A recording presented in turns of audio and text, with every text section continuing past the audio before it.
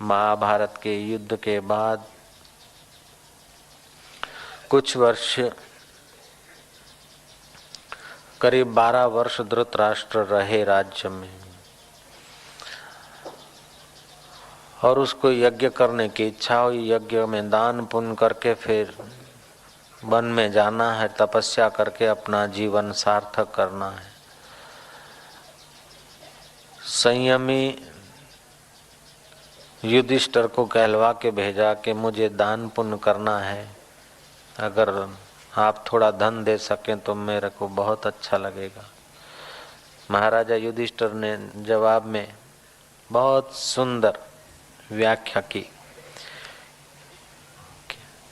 कि ये मेरा शरीर और मेरे भाई और मेरा परिवार, ये सब के सब हम आपके हैं और ये राज्य भी आपका है। थोड़ा सा धन नहीं, आप यथेष्ट धन, गौवें, हाथी, घोड़े, जिन वस्तुओं को दान में देना चाहते सब की सब वस्तुएं राज्य की आप उपयोग में लाइएगा। जिसने लाक्षागृह बनाने में हाथ दिया था, पता होते बताया नहीं था, ऐसे धृतराष्ट्र के प्रति युधिष्ठिर को तनिक भी वैर भाव नहीं है, इंद्रियों में संयम है। ये राज्य मिला है मेरे भोग के लिए नहीं, अगर यज्ञ करते हो तो प्रजा के उपयोग में आएगा तो मैं क्यों इनकार करता हूं। युधिष्ठिर महाराज ने यज्ञ की व्यवस्था की और धृतराष्ट्र जिसको 1 तोला सोना देना चाहते थे उसको 10 दिया, जिसको 10 तोला देना चाहते थे उनको 100 दिया, जिनको 100 गाय देना चाहते थे विद्वानों को उसको 1000 दिया। धृतराष्ट्र खूब प्रसन्न हुए, युधिष्ठिर को खूब आशीर्वाद देकर फिर वनवास का रास्ता लिया। वन में तपस्या करते करते उनका चित्त बड़ा उद्विग्न रहता था। अपने बेटों की याद, गांधारी को भी अपने मृतक पुत्रों के प्रति आकर्षण याद रहती थी और धृतराष्ट्र को भी। कुंता जी भी साथ में गई थी। भगवान वेदव्यास जी संयम की मूर्ति वहां पधारे। वेदव्यास जी ने कहा कि तुम जिनकी याद करते हो और जिनको फिर से मिलना या देखना चाहते हो, तुम्हें उन पुत्रों का दर्शन कराने का मैंने पहले से ही ठान लिया है। जो कौरव युद्ध में मारे गए हैं, जो भी योद्धे युद्ध में मारे गए हैं, वे स्वर्ग में वीर गति को प्राप्त हुए हैं, अर्थात स्वर्ग में हैं। मैं अपनी प्रतिस्मृति विद्या के बल से उनको आपके समक्ष कर सकता हूँ। उनसे आप वार्तालाप कर सकते हैं, मिल सकते हैं, बातचीत करके अपना दुख मिटा सकते हैं। हे धृतराष्ट्र, तुम ये ऐसा न सोचो कि मैं अंधा अपने बेटे को देख नहीं पाया, ये तो भगवान की लीला है। कुंता जी धृतराष्ट्र और गांधारी को संबोधित करते हुए भगवान वेदव्यास कहते हैं कि धृतराष्ट्र, ये जो कुछ महाभारत के खेल में हुआ है वो पहले से नियत था। कुछ स्वर्ग के तो कुछ पितृलोक के तो कुछ ब्रह्मलोक के जीव तो कुछ प्रेतलोक के जीव तो कुछ असुर लोक के जीव तो कुछ गंधर्व इस धरती पर आए थे और अपना अपना अलग अलग पाठ अदा करके युद्ध का निमित्त पैदा करके अपने अपने लोक में चले गए। मैं उन सब को अपने अपने उन लोकों से बुलाकर प्रतिस्मृति विद्या के बल से तुम्हारे सामने खड़ा करता हूँ।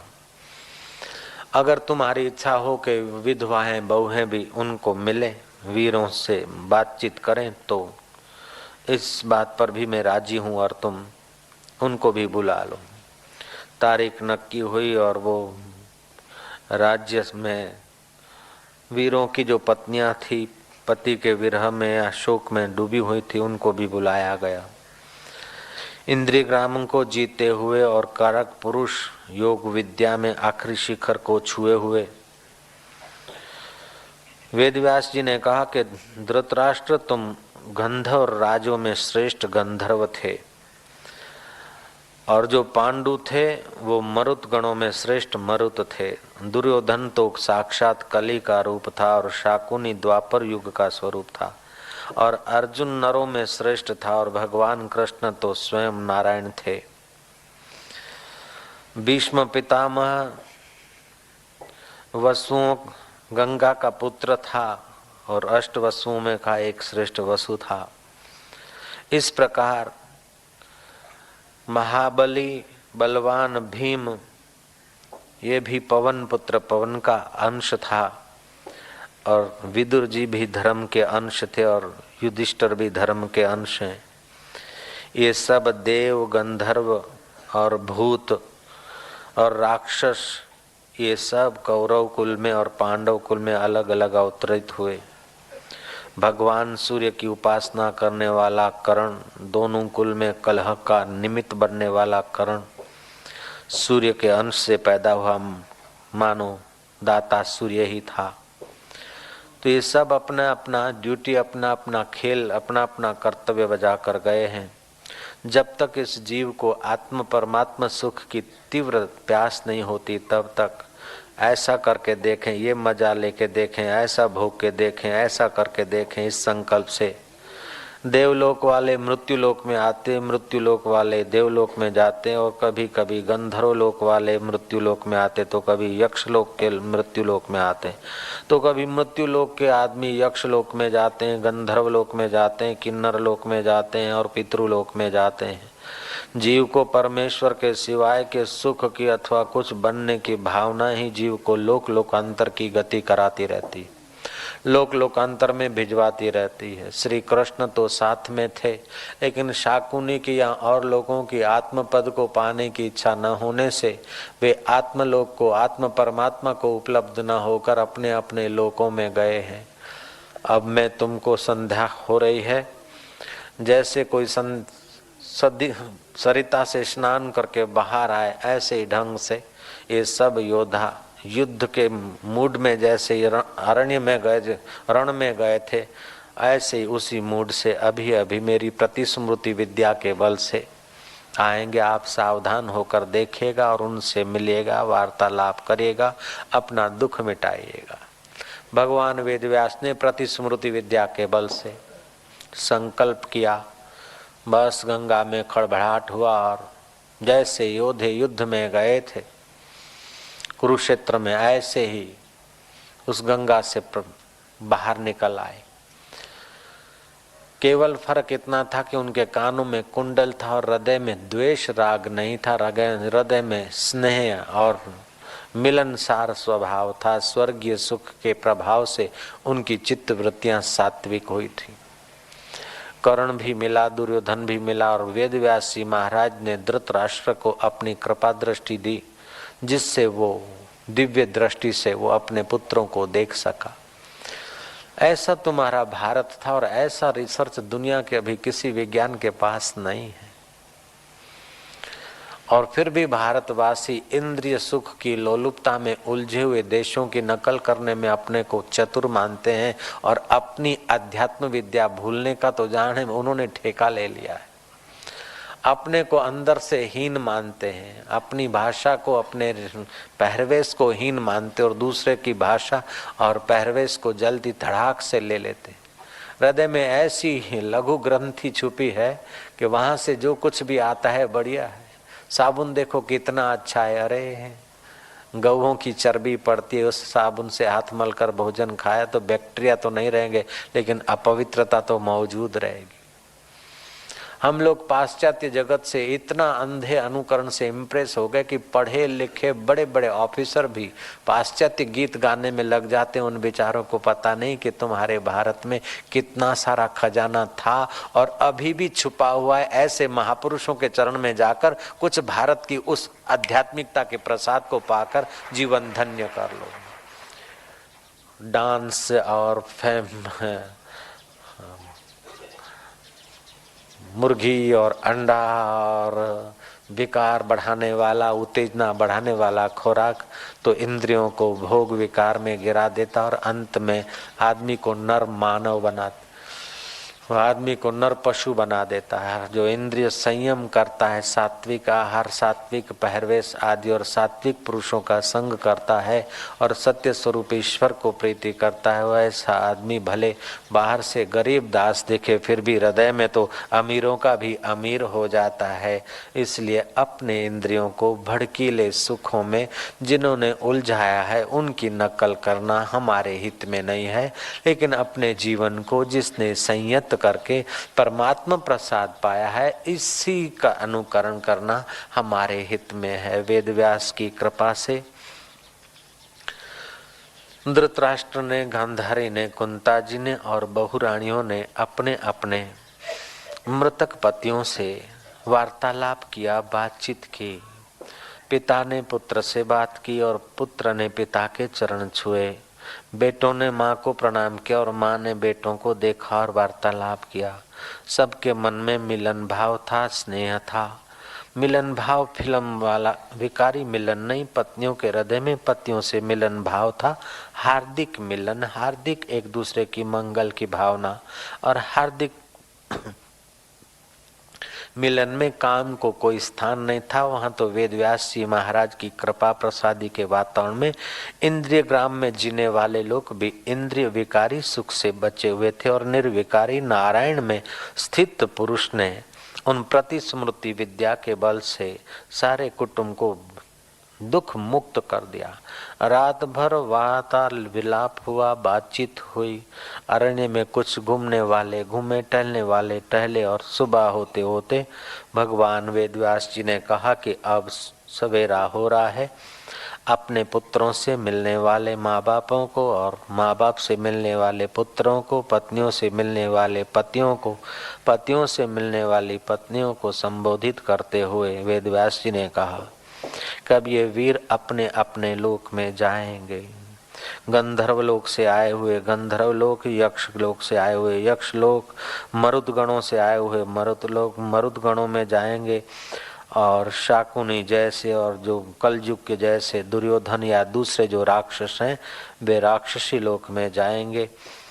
अपने अपने लोक में जाने वाले अपने अपने लोक में जाएंगे, लेकिन जिन पत्नियों को अपने पतियों के साथ जाने की इच्छा हो वे भी इस गंगा में प्रविष्ट हो जाएं तो अपने पति के लोक को प्राप्त हो सकती है।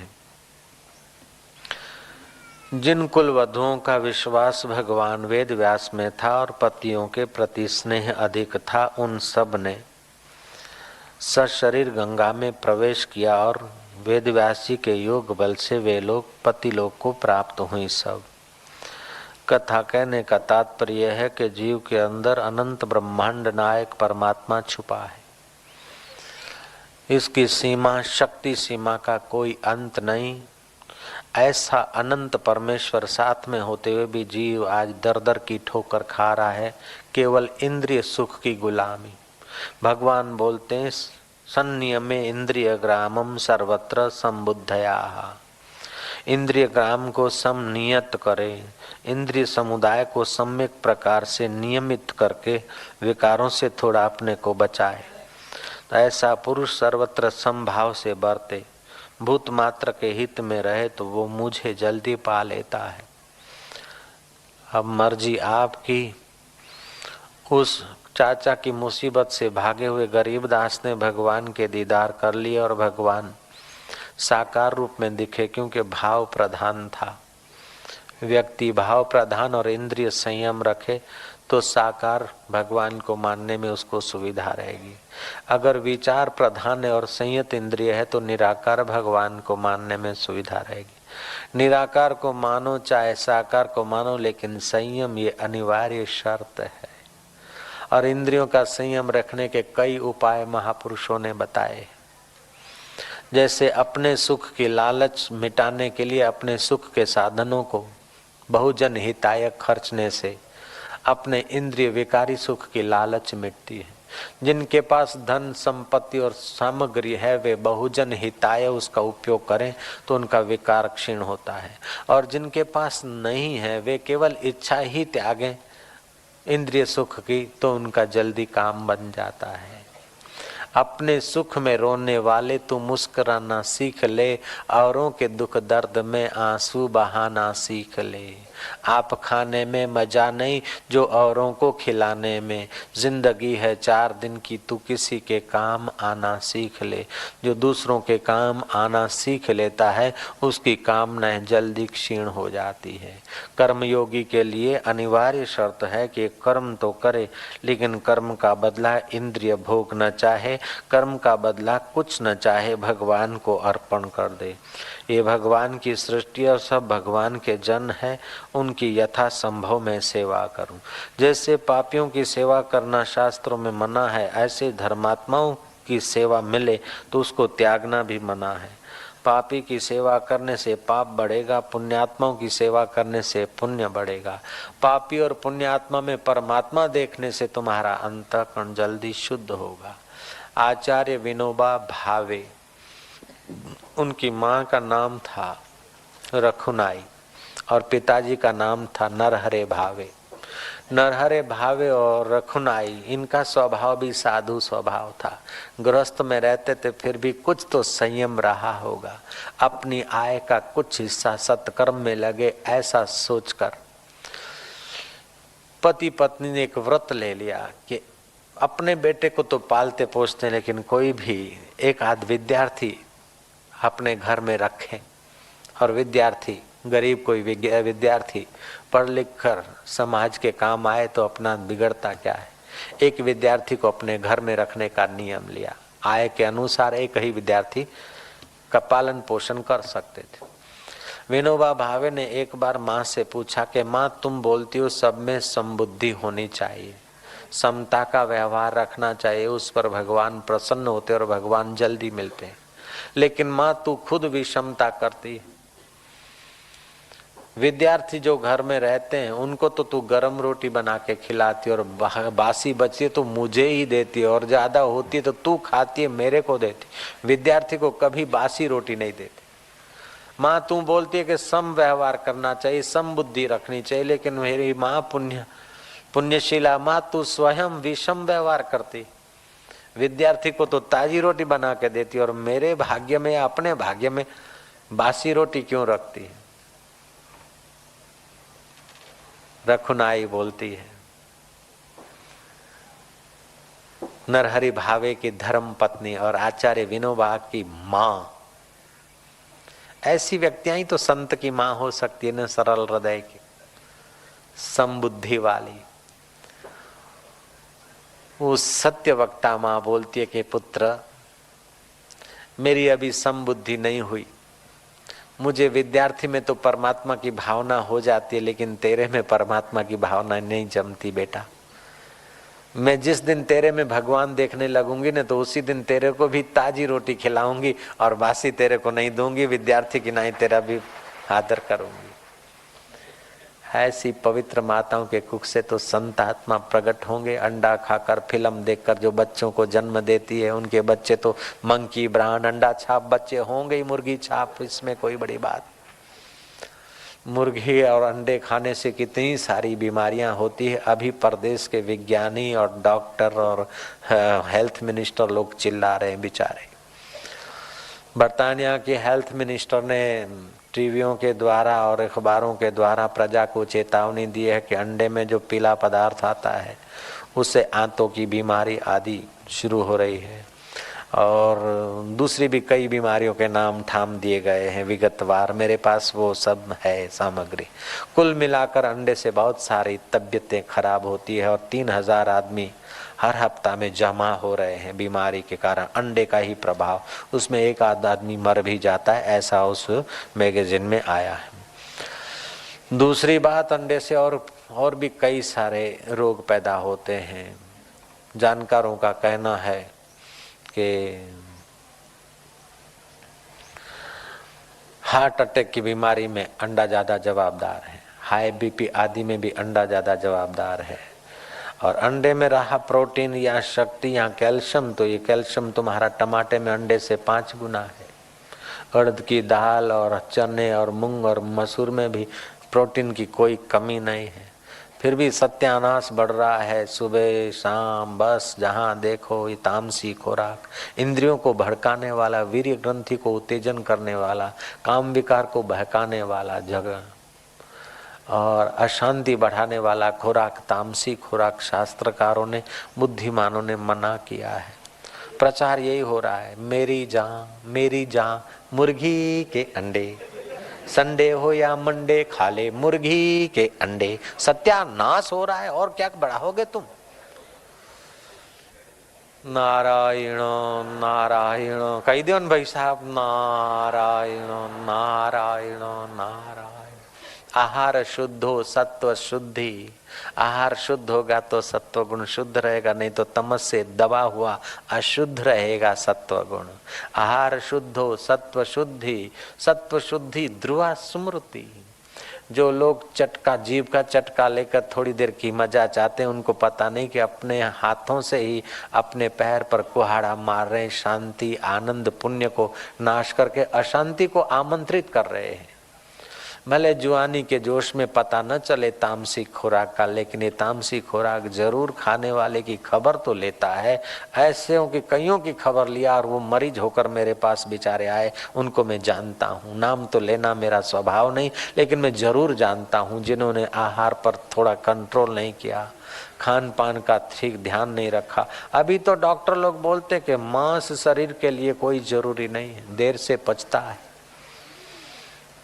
ये तो हमारे ऋषि मुनियों ने तो लाखों वर्ष पहले कहा है। मछली, मीट और अंडा या मुर्गी खाने वालों को ये बात याद रखनी चाहिए। विज्ञानी लोग बोलते हैं कि मुर्गियों को आजकल कैंसर खूब होता है। वो मुर्गी खाने के शौकीन मुर्गी के साथ साथ कैंसर की बीमारी भी पैसा देकर खरीद के ले आते। इतने चतुर आदमी के पैसा देकर कैंसर खरीदते और खाते। ये जीभ का चटका कितना परेशान करता है।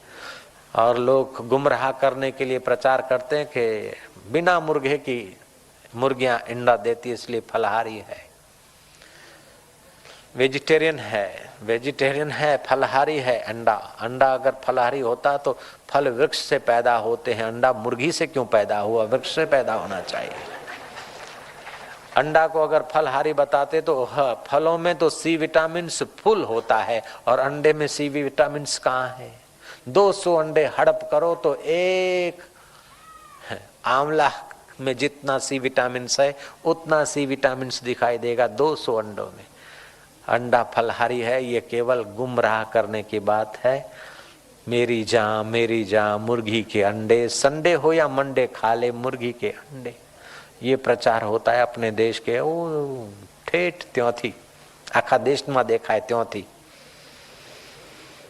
खैर भगवान सबको सद्बुद्धि दे, सब अपने हैं, हम लोग पाश्चात्य इंद्रिय आकर्षण से आकर्षित हो जाते हैं। जो गिने गिनाए हम लोग जाते हैं न परदेश में, तो अपनी संस्कृति का प्रसाद हमने चखा नहीं, इसलिए पाश्चात्य कल्चर से हम इम्प्रेस हो जाते हैं और वही पाश्चात्य कल्चर भारत में हम घुसेड़ते जाते हैं, इसलिए भारत की दुर्दशा हो रही। उतनी लैंड नहीं और आदमी इतने ठंड में ठुठरते नहीं है कि उनको जरूरी है कि दारू पीना या सुकड़े कपड़े पहनना। यहाँ का पहरवेश, यहाँ का खान पान, यहाँ का रीति रिवाज, यहाँ के लोगों के लिए जो अच्छा था वो ऋषियों ने पहले बना रखा है। उन्हीं की शरण आने से ही सुख शांति संयम भुक्ति और मुक्ति में सफलता मिलती है। हरि ओम।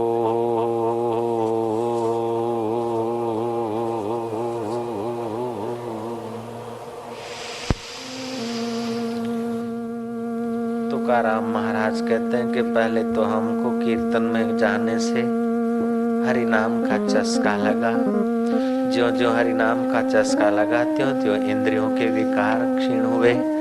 हे मेरे विठ्ठल, अब तो तेरी कृपा और तेरा भरोसा है। इंद्रियां तो बड़ी बलवान है और मन बड़ा चंचल है। पर्वत पर बैठकर भी तेरा भजन करता हूँ या घर में या मंदिर में, तो कई बार मन ताली मारकर भाग जाता है। हे विठ्ठल, तेरे कीर्तन की ताली से फिर मैं उसे वापस ले आता हूँ। हे मेरे विठ्ठल, तू मेरी रक्षा करना। इन इंद्रियों ने और मन ने तो मुझे युगों तक भटकाया है। कंचन ने, कामिनी ने इस जीव को आकर्षित किया, इतना ही नहीं, लेकिन हे मेरे विठ्ठल, मान बढ़ाई और ईर्ष्या ने भी हमारे चित्त को संसार में उलझाया है। हे मेरे परमेश्वर, मान और बढ़ाई, ईर्ष्या से हमारा चित्त बचे और तेरे प्रसाद में, तेरे कीर्तन में, तेरी भक्ति में रंग जाए। हे मेरे रंगनाथ, तू ऐसी कृपा करना। हरि हरि हो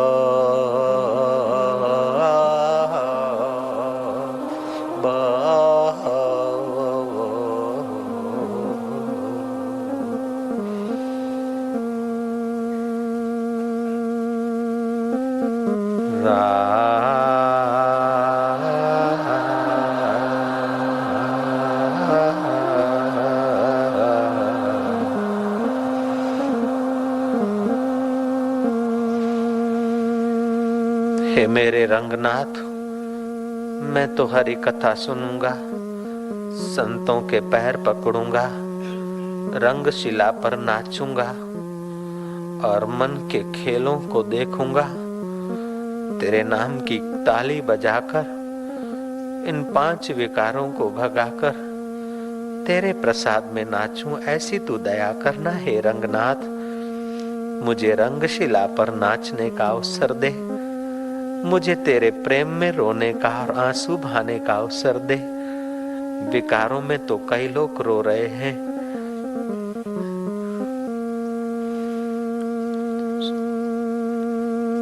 सच्चे हृदय से भगवान को स्नेह करने वाले तुकाराम महाराज ने तो बही खाते, लोगों से क्या लेना और देना है, वो बही खाते तो उठाकर इंद्रायणी नदी में डुबा दिए कि कब तक बाहर के हिसाब संभालूंगा, कब तक लेता और देता रहूंगा। जिससे लेना चाहिए उस ठाकुर जी की कृपा को लेने का समय इन बाहर के रुपए लेने देने में क्यों गवाऊंगा। जिस ठाकुर जी को अपना आपा अर्पित करना चाहिए उसको ही मैं अपना आपा दे रहा हूं, ये बही खाता। हे इंद्रायणी देवी, हे इंद्रायणी नदी, मैं तुझे अर्पण कर रहा हूं। मैं तो अब ठाकुर जी से लूंगा दूंगा, ये बही खाता मुझे नहीं चाहिए। उस संत हृदय ने अपने बही खाते डुबो दिए नदी में और अपने को डुबो दिया हरि कीर्तन में, अपने को डुबो दिया हरि ध्यान में, अपने को डुबा दिया रंगनाथ के ज्ञान में। वही सच्चे संत तर पाए, बाकी के लोग बड़े चतुराई से संसार के सुखों के पीछे पड़े थे। संसार ने उनको दुख ही दिया, परेशानी ही दी, अंत में सर धुन धुन कर पछता के मर गए और न जाने कौन से नरकों में या कौन से गर्भों में बेचारे घूमते होंगे। भगवान उनको भी सतमति दे, तुकाराम जैसी भक्ति हम लोगों को दे, तुकाराम जैसा त्याग और वैराग्य हम लोगों के हृदय में प्रकट हो। और रंगनाथ, संसार के रंग से रंगे हुए दिल तेरे रंग से रंग जाए, ऐसी तू कृपा करना प्रभु। हे परमेश्वर, हे प्राणी मात्र के सुहृद, पुत्रो कुपुत्रो जायस्ते तदपि माता कुमाता न भवति। हमको पुत्र होकर संसारी इंद्रिय विकारों में बार बार गिरते जाएं, फिर भी तू दया करके हमें ध्यान की जगह पर, संयम की जगह पर, सत्संग की जगह पर ले जाता है। ये तेरी कृपा है। हे परमेश्वर, ये कृपा बहुत सारी हो जाए। हे ईश्वर कृपा, हे गुरु कृपा, तू स्थायी रूप से हमारे हृदय में निवास कर। इंद्रिय विकार हमारे हृदय को विकारों में घसीटे, उसके पहले तुम हमें हरि के ध्यान में, हरि के नाम में, हरि के कीर्तन में ले जाओ, ताकि वो विकारों की दाल न गले। विकारों की दाल गलने से हम जन्म जन्म में गलते जाते हैं और गुरु कृपा की विजय होने से, ईश्वर कृपा की विजय होने से हमारा विजय हो जाता है। हरि हरि ओ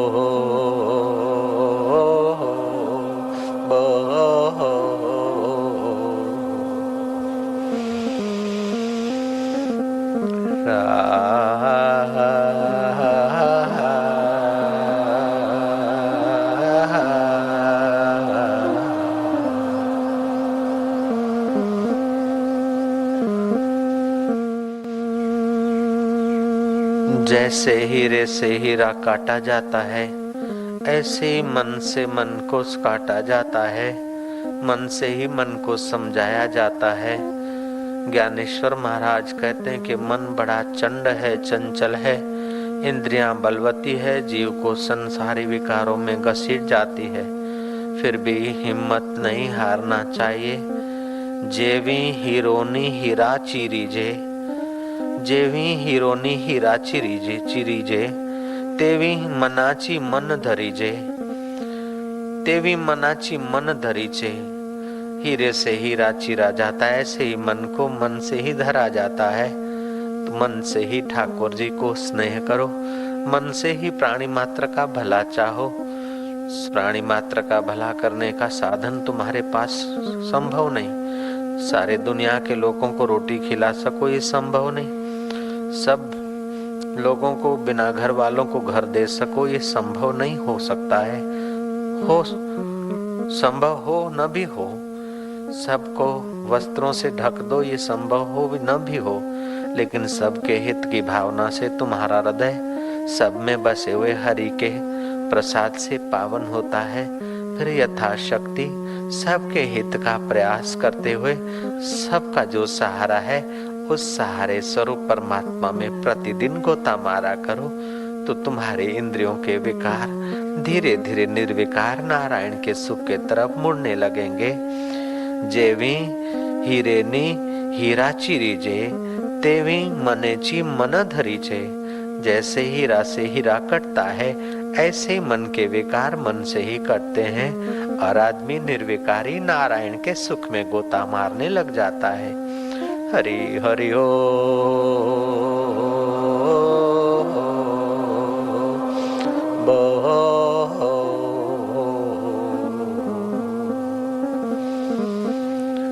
नाहं वसामि वैकुंठे, नाहं वसामि वैकुंठे, योगिनां हृदयेन वै, योगिनां हृदयेन वै। मद्भक्ता यत्र गायन्ति, मद्भक्ता यत्र गायन्ति, तत्र तिष्ठामि नारदः, तत्र तिष्ठामि नारदः। हरि हरि ओ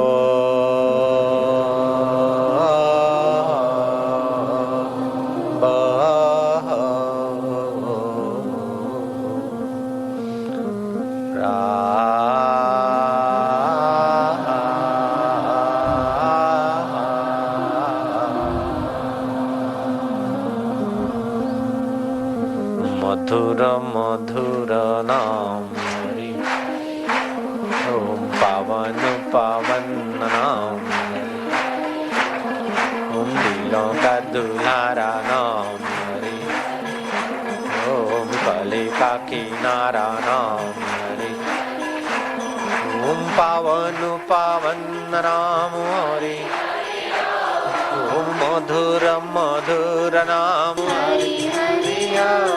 ओम मीरा बोले प्यारा नाम हरि हरि। ओम पावन पावन नाम हरि हरि मधुर मधुर नाम हरि हरि। ओम पावन पावन नाम हरि हरि। ओम प्रेम से बोलो प्यारा नाम हरि हरि। दिल से बोलो दुल्हारा नाम हरि हरि।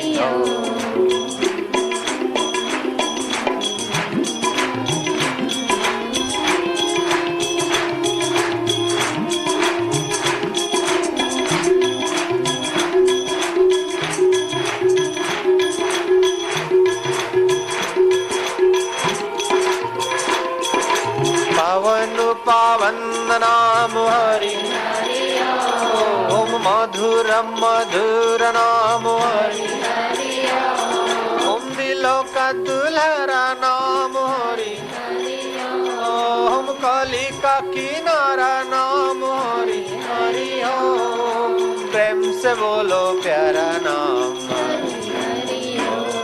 ओम पावन पावन नाम हरि हरि। ओम मधुर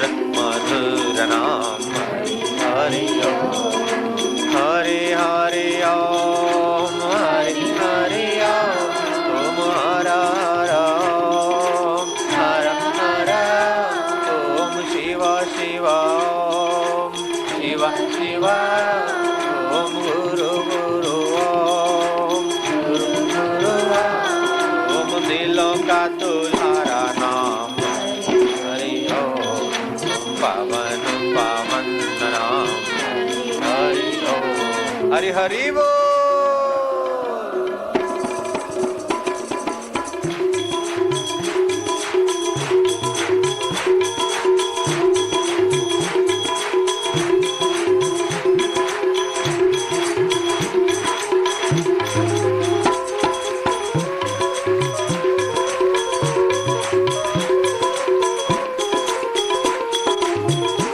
जय हो।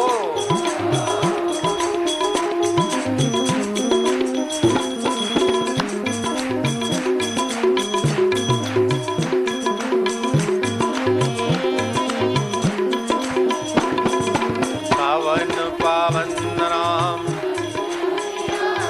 ओम मधुर मधुर नाम हरि हरि ओम कलिका किनारा नाम हरि हरि ओम गौरांगोले प्यारा नाम हरि हरि ओम पुण्यों का प्यारा नाम हरि ओम पावन पावन नाम हरि हरि ओम मधुर मधुर नाम हरि हरि ओम दिलों का दुलारा नाम हरि ओम कालिका किनारा नाम हरि ओम पावन पावन नाम हरि ओम।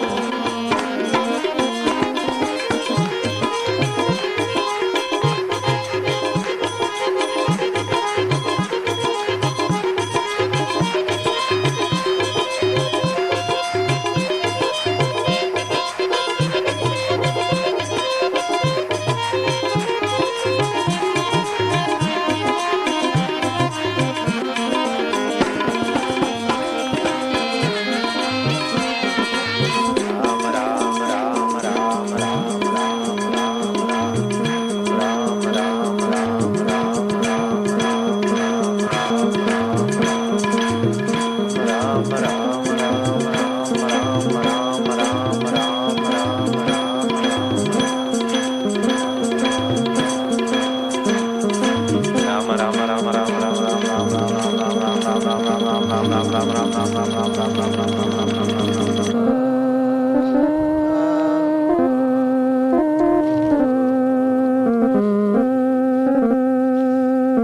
गीतया श्लोकपाठेन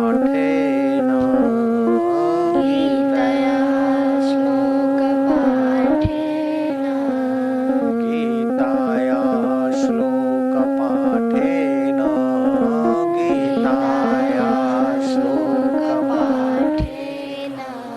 गोविन्द स्मृतिकीर्तनात् गोविन्द स्मृतिकीर्तनात् साधुदर्शनमात्रेण साधुदर्शनमात्रेण तीर्थकोटिफलं लभेत् तीर्थकोटिफलं लभेत्। गीता के श्लोक पाठ से, भगवान नाम कीर्तन से और साधु पुरुष के दर्शन से करोड़ों तीर्थ करने का फल होता है। गीता का श्लोक पाठ आपने पाठ तो किया, फिर से एक बार कर लेंगे। भगवान के श्री मुख से जो गीता प्रकट हुई है उसके एक श्लोक का फिर से पाठ करेंगे। सब लोग बोर्ड के तरफ देख के भी कर सकते हैं। सन्निन्द्रियं संयमेन्द्रिय ग्रामं संयमेन्द्रिय ग्रामं संयमेन्द्रिय ग्रामं संयमेन्द्रिय ग्रामं सर्वत्र समबुद्धया सर्वत्र समबुद्धयः सर्वत्र समबुद्धया सर्वत्र समबुद्धयः ते प्राप्नुवन्ति मामेव ते प्राप्नुवन्ति मामेव सर्वभूतहिते रताः सर्वभूते हिते रताः सर्वभूतहिते रताः सर्वभूत ही ते रताः इंद्रिय समुदाय को सम्यक प्रकार से नियमित करके सर्वत्र संभाव वाले भूत मात्र के हित में रत वे भक्त मुझे ही प्राप्त हो जाते हैं। नारायण नारायण नारायण नारायण।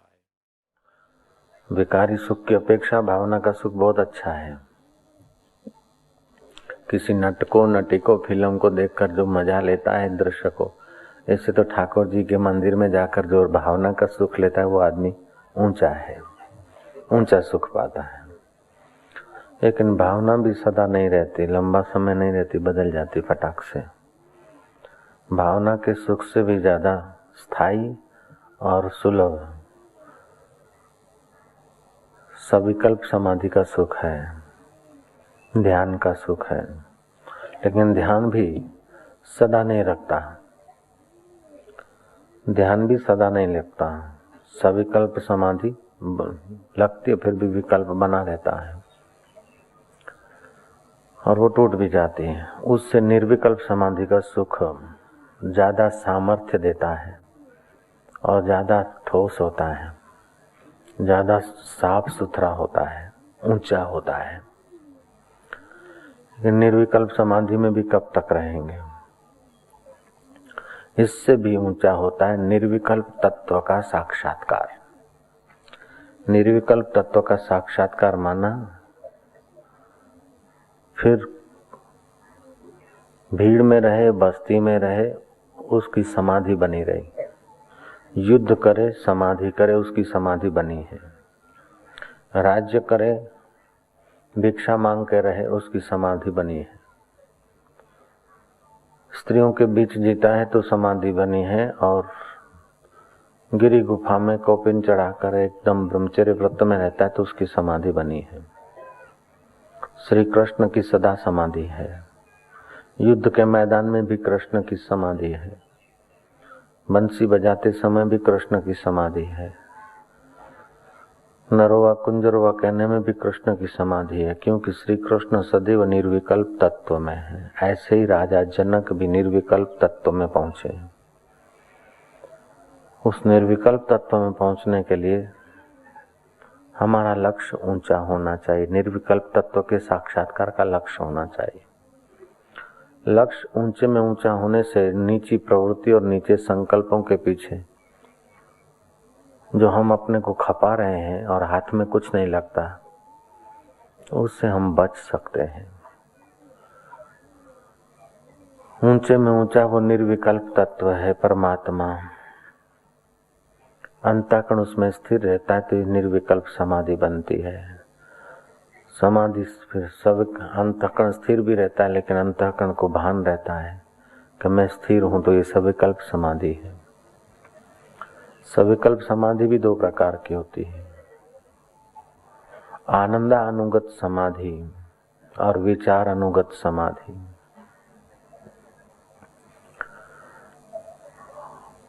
आनंद अनुगत समाधि में भी दो प्रकार हो सकते हैं।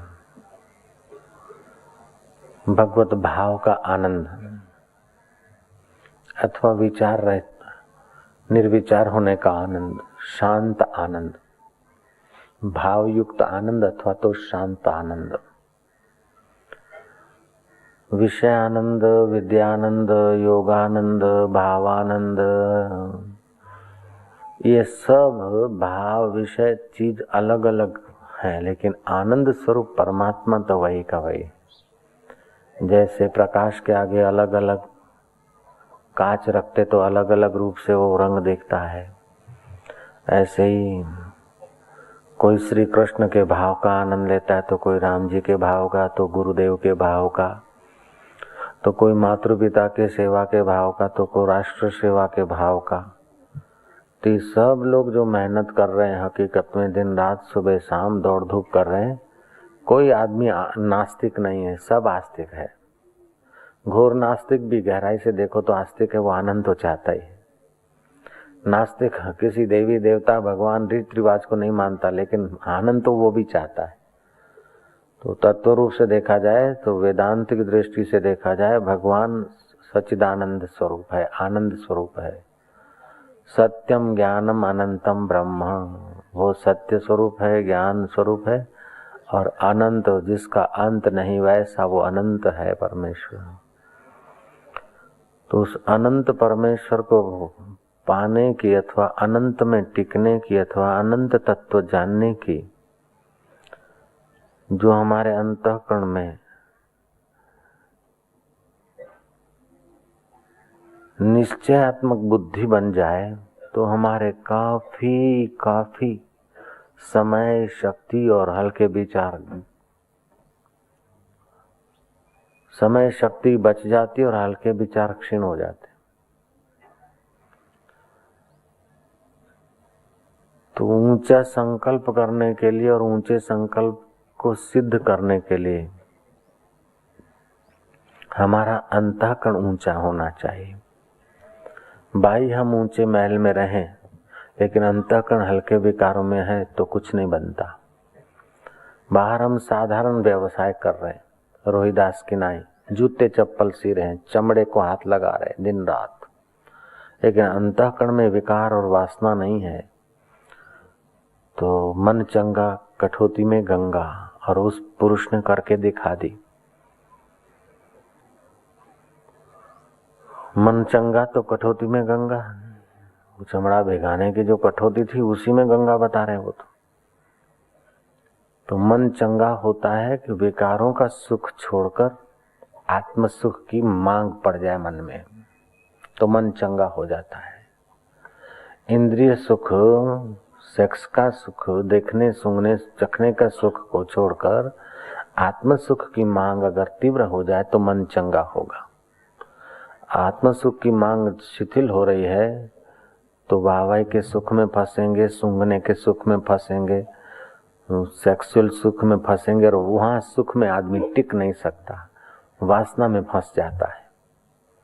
तो जैसे हड्डी चबाते चबाते कुत्ते की मेड़ों से खून बहता और कुत्ता समझता कि यहाँ से मजा आ रहा है, ऐसे मनुष्य अपने को खपा खपा के समझता कि इन चीजों से सुख आता है। असली में वो सुख नहीं, वो दुखी दुख भोगते बेचारे, कंगाल के कंगाल रह जाते। आत्मधन उनके भाग्य में होते हुए भी वो पा नहीं सकते, क्योंकि लक्ष्य ऊंचा नहीं है, साधन ऊंचा नहीं है। ऊंचा साधन है कि आत्मा का सुख पाने की रास्ता ऊंचा साधन है, और नीचा साधन है कि विकारी सुख पाकर अपने को धोखे में रखना। जैसे प्यास मिटाने के लिए ऊंचा साधन है गंगा जल, लेकिन नीचा साधन है दारू पी के प्यास मिटाना। तो दारू में तो परिश्रम भी है और नुकसान भी है, ऐसे ही विकारों में परिश्रम भी है, नुकसान भी है। तो और विकारी इच्छाएं, सब आदमियों की सब इच्छाएं पूरी नहीं हो सकती। इच्छा पूरी करना आपके वश की बात नहीं है, लेकिन इच्छा निवृत्ति करना तो अपने सब के वश की बात है। वासनाओं को पूरी करना ये सबके वश की बात नहीं है। वासनाएं पूरी नहीं होती, गहरी हो जाती है। मानो मेरे मन में वासना है दारू पीने की, जरा सा मैंने पी लिया, फिर कल जरा सा पी लिया, तो वासना मिटी नहीं, लेकिन दारू पीने की वासना गहरी हो गई, बीड़ी पीने की वासना गहरी हो गई, चाय पीने की वासना गहरी हो गई, फिल्म देखने की वासना गहरी हो गई। ऐसे पत्नी पति के सुख की वासना है तो चलो पत्नी से मिल ले या पति से मिल ले, वासना पूरी कर दे। नहीं, वो वासना का हल्का सा झलक जैसा सुख का भास होता है, शक्तियां अपनी नाश होती और वासना गहरी उतरती। तो जितना स्त्री पुरुष साथ में रहेंगे उतना ही वासना गहरी उतरती जाती, वासना मिटती नहीं। शरीर कमजोर हो जाता है, उबान हो जाएगी, थकान हो जाएगी, लेकिन वासना भोगने से नहीं मिटेगी। वासना विचार करने से और हिम्मत करने से और राम का बल लेने से ही ये काम की वासना मिटती है। ईश्वरीय बल लेने से हल्की वासनाओं के साथ आदमी जूझता है और देर सबेर सफल हो जाता है। और हल्की वासना भोगते भोगते कोई तृप्त हो गया हो या मुक्त हो गया हो, आज तक मैंने सुना नहीं। आपने सुना है तो कृपा कर सकते हैं, बता सकते हैं। भोगी आदमी कोई मुक्त हो गया हो, वासना तृप्त हो गई हो, थक गया होगा, उब गया होगा, बीमार पड़ गया होगा, मर गया होगा, नरकों में घसीटा गया होगा, ये तो हम लोग अनुमान कर सकते हैं, यहाँ देख समझ भी सकते हैं। लेकिन वासना पूरी करके, वासनाएं भोग कर कोई आदमी मुक्त हो गया या भगवान मिल गया उसको, वासना भोग कर अशांत हुए, ऐसा तो हम देख सकते हैं। वासना भोग कर गुलाम हो गए, बड़ा वायसरा जिसकी सिग्नेचर से सिपाही मर मिटते बेचारे, वो वायसरा लेडी के करता है, सारा उसका बड़प्पन जरा सा शिष्णाइंद्री की वासना में खत्म हो जाता है। जानामि धर्मम न च मे प्रवृत्ति, जानामि अधर्मम न च मे निवृत्ति। धर्म क्या है ये जानते हैं, लेकिन वासना ऐसा अंधा बना देती है कि धर्म पर चल नहीं सकते। और अधर्म क्या है ये भी जानते हैं, लेकिन वासना इतना अंधा बना देती है कि अधर्म से बच नहीं सकते। तो अब उपाय यह है कि अपने अंदर बल लाओ। जानते हो तो चलो, बोले ताकत नहीं है। जानते हो अधर्म को तो बच्चो, बोले ताकत नहीं है। ताकत नहीं है तो भगवान के नाम का जप और प्राणायाम आपके तन को तंदुरुस्त और मन को आध्यात्मिक ताकत देगा। इसलिए चलो संध्या के प्राणायाम करते हैं। इतना लंबा व्याख्या करना पड़ता है प्राणायाम कराने के लिए, क्यों? क्या कलयुग का आदमी है, इससे क्या फायदा उससे क्या फायदा करके छोड़ देगा, 2 दिन करके छोड़ देगा। आप लोग कभी न छोड़ो संध्या, इसलिए ये सब लंबी व्याख्या करनी पड़ती है। प्रतिदिन आप प्राणायाम करने की कृपा करो। गुरु भक्ति भी भावना से होती है, सेवा भावना से होती है, भक्ति भी भावना से होती है। भावना का सुख मजबूत हो जाए तो सविकल्प समाधि में बदल जाता है। सविकल्प समाधि मजबूत हो जाए तो निर्विकल्प समाधि का रूप लेती है। और उस समय सतगुरु कोई तत्ववेता हो तो निर्विकल्प तत्व का उपदेश देकर निर्विकल्प तत्व का साक्षात्कार करा दे। अगर रास्ते में ही कोई गड़बड़ हो गई और शरीर पड़ गया, गिर गया, मुक्ति की तीव्र इच्छा नहीं है तो ऐसा साधक ब्रह्मलोक अथवा भाव समाधि तक पहुंचाए तो स्वर्गलोक अथवा सत्कर्म तक पहुंचाए तो स्वर्गलोक का सुख भोगता है, फिर आकर मनुष्य जन्म पाता है। जैसा संग रंग मिलता है ऐसी फिर उसकी यात्रा होती है। लेकिन हृदय में उद्देश्य ऊंचा है और दृढ़ है तो वो साधक किसी कारण से अपनी साधना पूरी नहीं कर पाता, मर जाता है। तभी भी उसको अगले जन्म की हुई साधना का प्रभाव उसे फिर परमात्मा की प्राप्ति के तरफ ले चलता है। ऐसे एक साधक की जीवन घटना है। वो साधक रामानंद स्वामी की सेवा करता था। गुरु जी की भिक्षा लेने गया, देरी हो गई किसी कारण से, तो ब्राह्मणों की बस्ती जल्दी भोजन कर लेते। वो एक किसी बनिया के पास पहुंचा। ऐसा बनिया था जो चमड़े का धंधा करने वाले लोगों को ब्याज पर पैसा देता था। 1 रुपए पर 2 आना, 12 टका होता है। 2 आना माने 12.5 टका। उस ब्याजखोर के घर की भिक्षा ले आया। गुरुजी को तो भिक्षा मिली, गुरुजी ने भोजन खाया, लेकिन भोजन के बाद शाम को थोड़ा आराम करके 10, 15, 25 मिनट शास्त्रादि पढ़ा और बाद में जब संध्या वंदन करके समाधि में बैठने का गुरु ने प्रयास किया तो आज ध्यान नहीं लग रहा है, मन शांत नहीं हो रहा है और हल्के विचार आ रहे हैं। गुरु जी का हृदय स्वच्छ और हल्के विचार। चेला जी को बुलाया कि आज अन्न कहाँ से लाया था, सच बता। शिष्य गुरु के आगे झूठ बोले तो उसको 1000 गुना पाप लगता है, ऐसा वो शिष्य जानता था। जैसे साधारण आदमी की सेवा करने से जो पुण्य होता है, श्रेष्ठ पुरुषों की सेवा से 1000 गुना ज्यादा होता है। ऐसे साधारण आदमी के आगे झूठ बोलने से जो पाप लगता है, श्रेष्ठ पुरुषों के आगे बोलने से उस 1000 गुना ज्यादा होता है।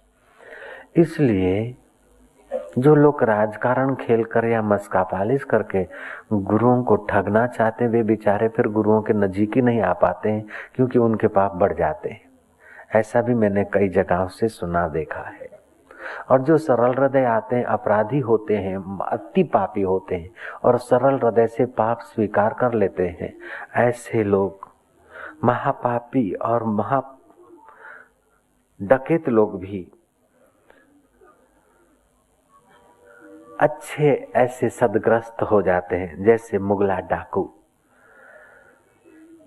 श्रद्धानंद संत के आगे अपनी बेवकूफी, अपना पाप ताप स्वीकार करता है, सच्चाई का गुण प्रकट करता है, तो मुगला डाकू हूं, एक ऊंचा नागरिक सिद्ध हो जाता है, जिसकी चर्चा संतों के श्रीमुख से भी होने लगती है।